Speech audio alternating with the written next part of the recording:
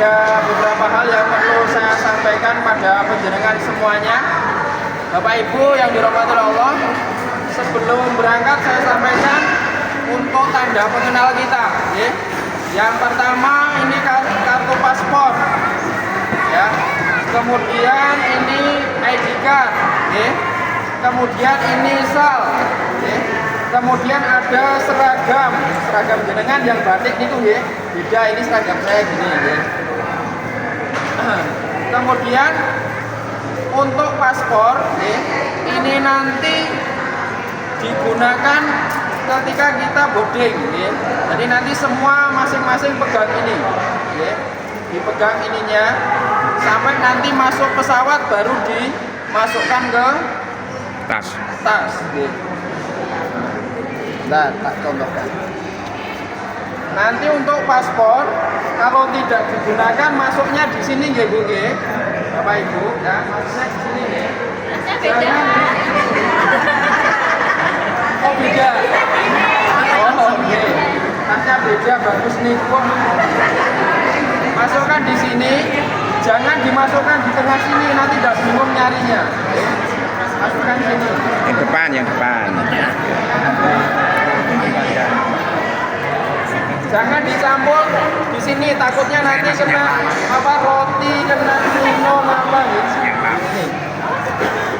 Nanti ini insya Allah akan diperiksa oleh petugas, ya. Baik di Bandara Soekarno-Hatta maupun di Jeddah sana, ya. Jadi nanti jenengan bawa sampai di Jeddah, dan nanti sesudah di Jeddah nanti kita naik bis, ini dikumpulkan lagi ke saya, nanti pulang tak kasihkan lagi. Jadi nanti ketika di hotel semua tidak boleh bawa ini, nanti dikumpulkan ke saya. Sudah paham, ya? Terus diperhatikan betul-betul. Ini jangan sampai ketelisut, jangan sampai hilang. Ya? Oh ya. Wanti-wanti betul ini, karena ini nyawa kita ke sana gitu loh. Kalau ini nanti sampai ketelisut, lah kita masalah besar. HP kita sama ini lebih penting ini, ya. Paham, ya? Makanya hati-hati betul, jangan sampai asli. Kemudian semua sudah ada kartu vaksinnya, ya. Yang warna kuning, vaksin meningitis, ini juga wajib, ya. Sudah ada semua. Ada yang belum? Sudah, ya. Kemudian ada visa, ya. Visa ini tidak usah jenengan tempel, tetap ngeten mawon, ya. Tetap ditaruh di sini, jangan ditempel sendiri, ya. Kalau sudah nanti yang meriksa sana, pokoknya jenengan ngeten baik, dilongke ngeten mawon, ya. Kemudian ada tiket pesawat, Bapak Ibu, ya. Perhatikan di tiket pesawat ini, ya. Ini ada tulisan JT1110. Pesawat kita nanti JT1110. Jangan masuk ke pesawat yang lain, ya. Selain Pak itu. Terus untuk pintu masuknya nanti pesawat JT1110 itu gate F7. Ada tulisan gate F7 itu berarti pintu 7, ya. Jangan masuk lewat pintu 6. Nanti nggak ketemu pesawatnya, ya. Terus ada tulisan kalau di sini 39A. Di situ antar berapa? Nah, itu masing-masing.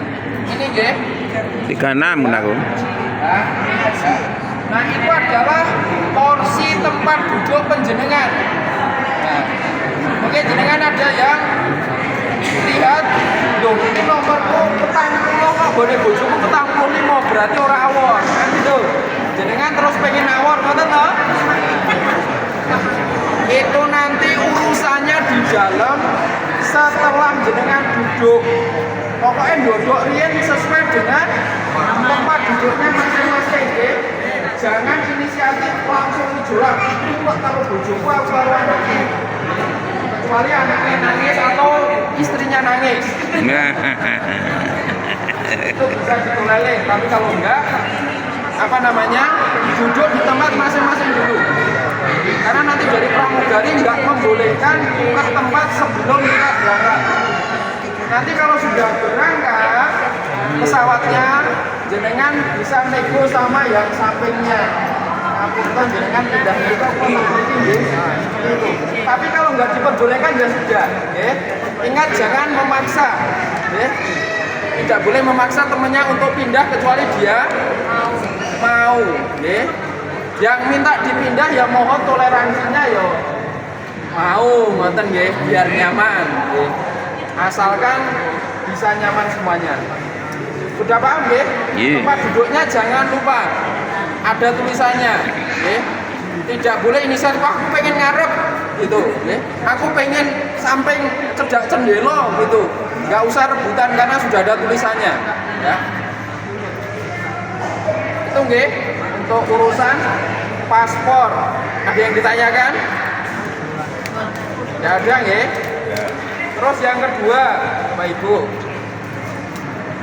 untuk tanda pengenal yang kedua ini kartu ID card.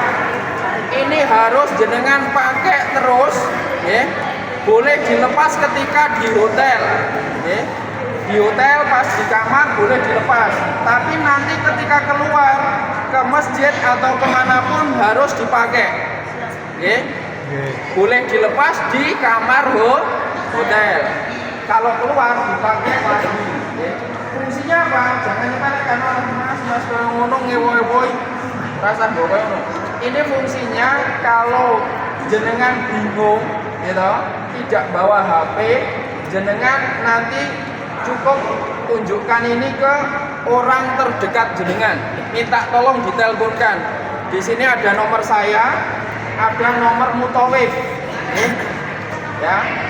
Terus jenengan ketika mungkin bingung arah, jenengan nggak usah kemana-mana, cukup suruh nelponkan, nanti dijemput di situ.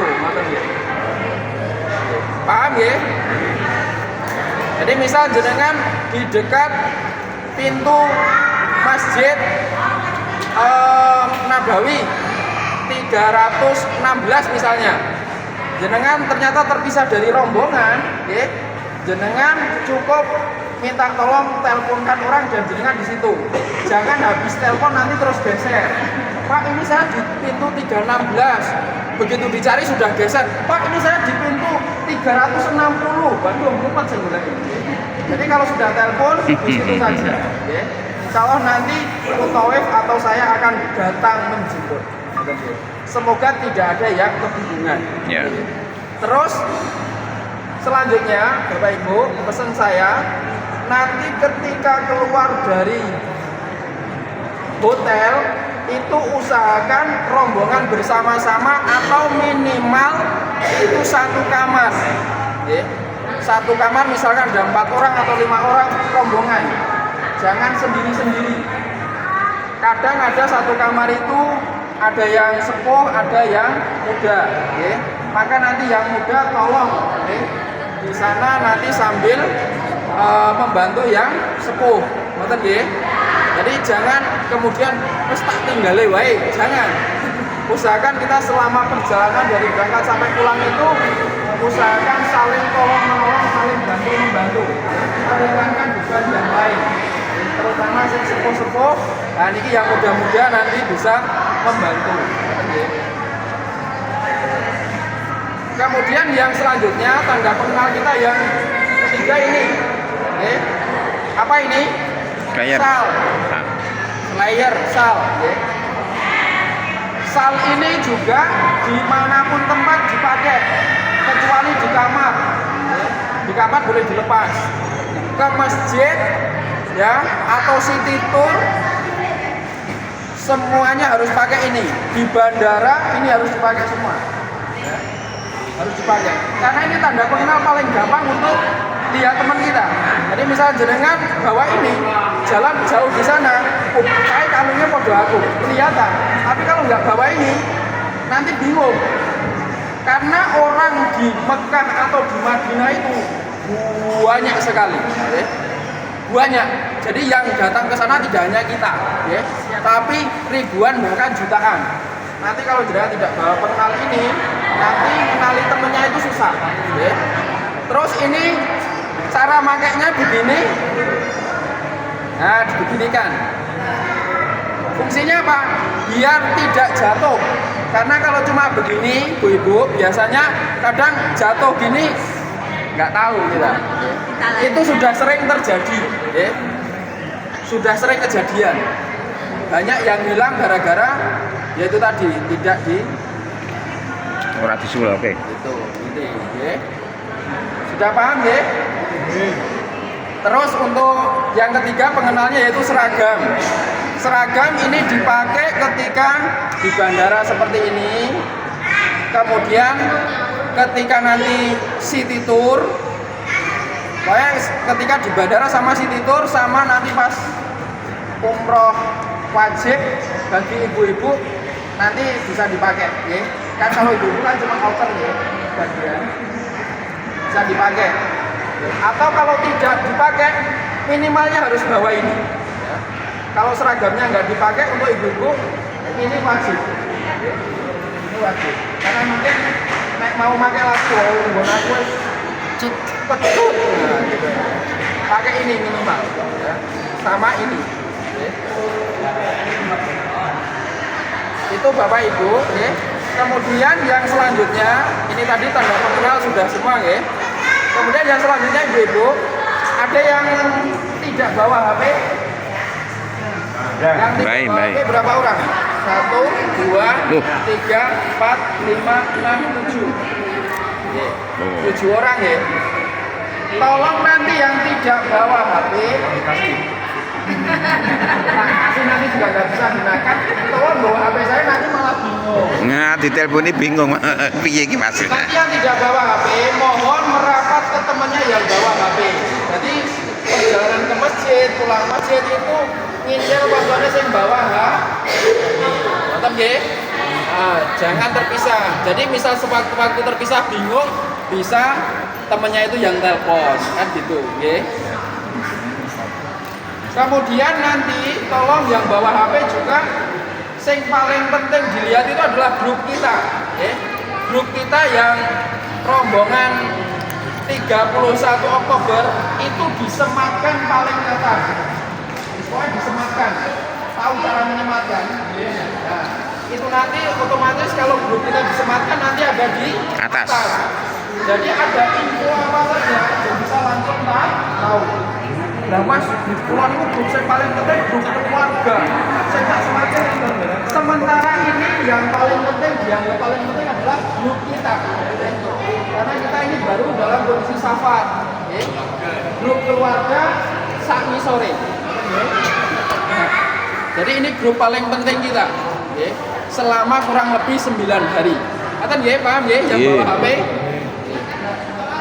Kemudian ibu-ibu yang selanjutnya, bapak semuanya, tolong nanti betul-betul memperhatikan instruksi. Ya. Instruksi paling banyak nanti lewat HP. Tolong nanti yang bawa HP itu segera memberitahukan temannya yang tidak bawa HP. Misal, oh ini jam 3 kumpul di lobi karena kita mau berangkat ke masjid sholat tahajud. Nanti temennya langsung dibilangi. Jangan diusahakan, kalau ada pengumuman jam 3 berarti sebelum jam 3 harus ada. Sudah siap-siap. Jangan pengumuman kumpul jam 3 nanti bangunnya jam 3. Otomatis nanti dadak mandi, dadak apa, akhirnya sampai bawah sudah jam 4 sana. Jadi kalau pengumuman jam 3, jenengan bangun paling enggak itu jam 2 atau setengah 3. Oke, paham ya? Kemudian yang selanjutnya nanti untuk penjenengan untuk jam makan di sana ada sarapan, ada makan siang, ada makan malam. Jadi sarapan itu antara jam 6 sampai jam 7. Jam 6 sampai jam 7. Nanti perhatikan. sampai jam 7 sarapan. Kemudian siang, makan siang itu dari jam 12 nanti mungkin sampai sekitar jam 1.30 atau jam 2. Oke. Makan malam nanti dari jam 18 sampai jam 9 malam, sampai jam 21. Oke. Perhatikan, itu jam makan malam. Oke. Nanti ada ruangannya sendiri. Ketika jam makan, usahakan jenengan nek sudah selesai dari masjid itu segera makan dulu, baru ke kamar. Oke. Jangan ke kamar dulu baru makan. Oke. Nanti lebih nyaman makan dulu baru ke kamar, karena kadang-kadang itu antri. Jadi lebih baik makan dulu daripada ke kamar dulu. Paham ya? Kok nara paham kok ya karuan dihadapi kenyataannya. Terus yang selanjutnya, ibu-ibu sekalian, bapak, yang sangat perlu diperhatikan adalah tolong nanti ketika ada instruksi atau pengarahan itu segera, jangan dibiasakan menunda-nunda, gitu ya. Jangan dibiasakan menunda-nunda. Jadi kalau bisa bersegera. Kalau misalnya belum bisa untuk bersegera, ya, nanti tolong segera ngabari. Tapi usahakan misal ya itu tadi disuruh kumpul jam 3 ternyata maaf Ustadz ini masih tolong ditunggu dulu. Tapi saya berharap tidak seperti itu. Jadi jam 3 ya jam 3 biar nanti jamaah yang lain tidak nunggu. Ya. Terus nanti Bapak Ibu ketika di sana ya, itu kalau misalkan mau ke masjid sendiri-sendiri juga boleh. Maksudnya satu rombongan gitu. Itu boleh, ya. Jadi tidak harus bareng semuanya, ya. Boleh. Misal saya umumkan jam 3 kita berangkat ke masjid tahajud, nanti jenengan berangkat lebih dulu jam 2 mau tahajud di sana, monggo, ya. Tapi nanti kalau ada pengumuman kita harus kumpul bareng, berarti harus kumpul bareng. Gitu ya. Jangan tidak ikut, ya. Gitu. Biasanya nanti ada manasik pemantapan di sana, ya. Kemudian ada city tour, ya. Ketika city tour itu nanti kita pergi ke beberapa tempat, ya. Nanti usahakan on time, biar cepat selesai, ya. Dan nanti ketika city tour jangan lupa bawa kacamata hitam sama payung, ya. Karena nanti tempat yang mau didatangi juga agak panas. Kalau ke masjid misalkan jenengan itu kepanasan, juga boleh bawa payung tuh. Payung lipat bawa kan? Nah, itu fungsinya nanti biar tidak terlalu kepanasan. Gitu ya. Sama kacamata hitam setiap mau ke masjid pas siang hari dibawa. Ya. Nanti jogo-jogo jenengan itu biasanya di sana kepanasan, enak banget pakai kacamata hitam. Gitu. Terus ini nanti Bapak Ibu itu gambaran untuk keberangkatan kita ya. Sampai di sana. Yang paling penting, paling pokok nanti ada apa-apa nanti konsultasikan ke kami. Nanti insya Allah ada saya selaku saya dan ada Ustadz Subi selaku mutawif yang membimbing kita di sana.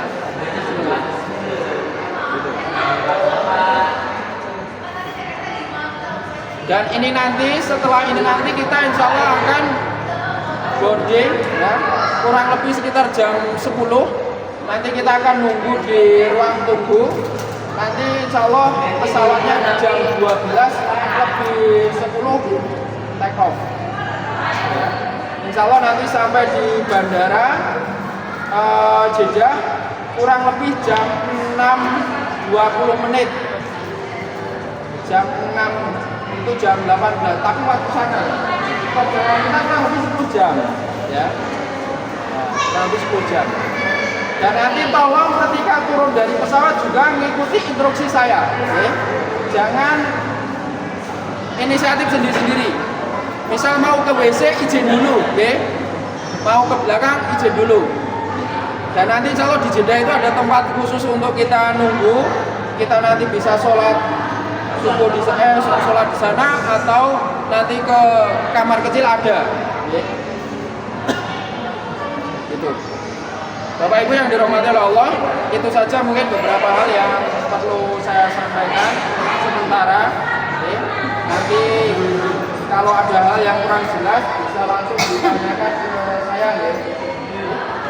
Nanti dulunya di pesawat. Oke. Karena terlalu banyak. Ya, untuk sholat duhur dan asar karena kita nanti take off-nya itu jam 12 ya. Maka nanti sholat duhur dan asar nanti kita di atas pesawat. Maka usahakan nanti kita wudhu dari bawah. Nanti di ruang tunggu ada kamar kecil, ada bisa wudhu di situ juga. Ya. Jadi nanti kita sholatnya tidak di bawah, ya, tapi di atas pesawat. Nanti sholatnya di jamak kosor, 2 rakaat, betul. Nanti bisa dikerjakan sendiri atau jamaah dengan teman porsinya saja, terserah. Untuk sholat maghrib dan isya nanti insya Allah kita di sana. Pas perjalanan menuju Madinah, insya Allah. Ya, pas perjalanan menuju Madinah nanti di jamak juga, jamak kosor. Sudah paham? Ada lagi? Sudah ditanyakan?